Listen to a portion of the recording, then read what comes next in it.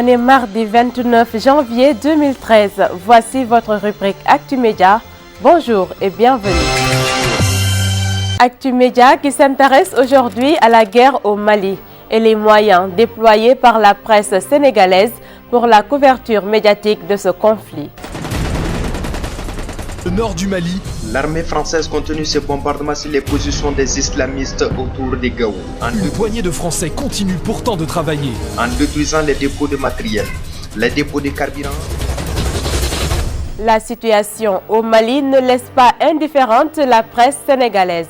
Malgré l'absence de journalistes sur le terrain, les organes de presse suivent de très près cette actualité. Ce n'est pas encore fait, mais on va le faire. De manière générale, on suit l'événement ou les événements au Mali comme on le fait pour l'actualité internationale depuis un certain temps, en mettant peut-être en exergue la situation au Mali. C'est une situation que nous suivons de très près.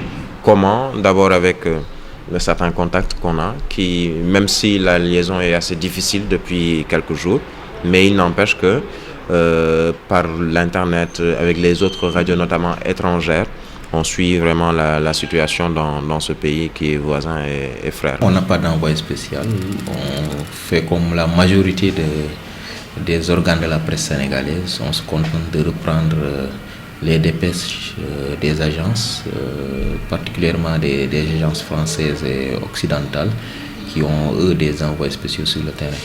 Cette absence d'envoyés spéciaux sur le terrain peut constituer une entrave à la fiabilité de l'information puisée pour la plupart sur Internet. Une thèse que ces rédacteurs en chef ne refutent pas, mais soutiennent se fier à la bonne foi de leurs confrères. On est mieux servi que par soi-même, ça c'est l'adage qui le dit, c'est-à-dire mieux vaut être sur place pour pouvoir nous-mêmes nous rendre compte des informations qui sont distillées. Mais puisqu'on n'a pas encore le choix, ou on n'avait pas le choix, on est obligé de se fier aux agences de presse qui sont des confrères et donc qui sont plausibles, et les informations qui sont données par ces agences de presse, notamment internationales, on se fie à ces infos pour le moment en attendant d'avoir quelqu'un sur place. Disons qu'on fait foi à nos confrères qui ont pu se déployer sur le terrain. Parfois, il arrive qu'on fasse recours à des confrères maliens pour recouper certaines informations, des confrères qu'on connaît assez bien. Moi, j'en connais 2 ou 3 avec qui j'ai des discute régulièrement. Tous les jours, tous les 2 jours, on échange sur des questions liées à cette crise au Mali. Pour sa part, la radio Sud FM, seul organe de presse à envoyer un journaliste sur le terrain, explique son choix par la particularité de la situation au Mali. Le conflit malien est un conflit particulier parce qu'il s'agit de revendications d'une cause, mais aussi de territoire. Et à partir de ce moment, c'est tellement complexe qu'on n'a pas voulu traiter l'information à partir des lunettes françaises. On a voulu nous-mêmes envoyer véritablement un journaliste sur le terrain qui fait le recoupement depuis la collecte jusqu'à la diffusion de l'information en passant par le traitement. À partir de ce moment, on ne pouvait pas ne pas nous intéresser à ce qui se passe dans cette partie de notre sous-région. Et c'est la raison pour laquelle, conformément à notre ligne éditoriale, mais conformément à notre politique dans le cadre du traitement de l'information, de déployer quelqu'un, mais c'est toute une équipe qui suit de très près ce qui se passe dans cette partie donc, de la sous-région. En plus de l'envoyé spécial, la radio Sud FM travaille également avec les réseaux sociaux et des personnes ressources. L'UDARA est là-bas sur place, mais on a aussi d'autres personnes ressources, des connaisseurs en matière de conflit avec lesquels nous travaillons, et justement, ça nous permet d'avoir un contenu et juste réagir à temps. Il y a les réseaux sociaux, on ne peut pas ne pas travailler avec ces réseaux sociaux, on ne peut pas ne pas travailler avec l'Internet, on ne peut pas ne pas travailler avec tout ce qu'il y a comme source d'information pour le faire partager avec l'opinion. Donc, on ne peut plus, dans le cadre maintenant du traitement de l'information, de ne s'arrêter qu'au niveau des salles de rédaction. Les salles de rédaction, à partir de l'Internet, mais aussi sur le terrain, il y a différentes sources d'informations. Il faut véritablement en profiter le maximum possible, mais l'un n'exclut pas l'autre. C'est-à-dire on ne peut pas essentiellement travailler avec l'Internet, non.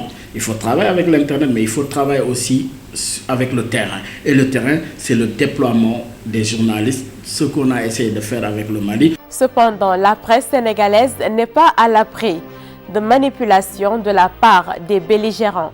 Bon, la manipulation de manière générale, elle va avec l'information, qu'il s'agisse de la presse privée sénégalaise ou publique ou la presse étrangère. Il y a toujours un peu de manipulation dans l'information. C'est-à-dire qu'un journaliste qui est à Bamako ou dans quelconque autre endroit dans le monde sera lui-même d'abord manipulé par les gens qu'il va trouver sur place, par une source qui peut être fiable, mais au fond qui peut-être ne fait que donner une information qui l'arrange. La manipulation, elle existe. C'est à nous de savoir faire parfois la part des choses. Comme je l'ai dit tout à l'heure, on se fie à la bonne foi de nos confrères parce qu'il est arrivé en d'autres circonstances qu'on leur fasse confiance, qu'on fasse confiance au travail qu'ils font. Et je ne vois pas pour quelle raison on devrait douter de leur professionnalisme par rapport au traitement de cette question du Mali, même si par ailleurs, par essence, toute information qu'on donne est sujette à manipulation. Les sources d'information sont multiples. Nous, au niveau rédactionnel, il y a d'abord des réunions qui se tiennent au sommet, ensuite au niveau de la rédaction, et ensuite entre le rédacteur en chef et le journaliste qui est déployé. Donc, il y a tout un recoupement de l'information, et justement, ce recoupement, il est diversifié. Le journaliste, il est sur le terrain, mais nous aussi, au niveau rédactionnel, nous avons nos sources d'information. Mais le recoupement est le plus important. Je ne dis pas qu'on est à l'abri à 100%, justement, des rumeurs ou des influences.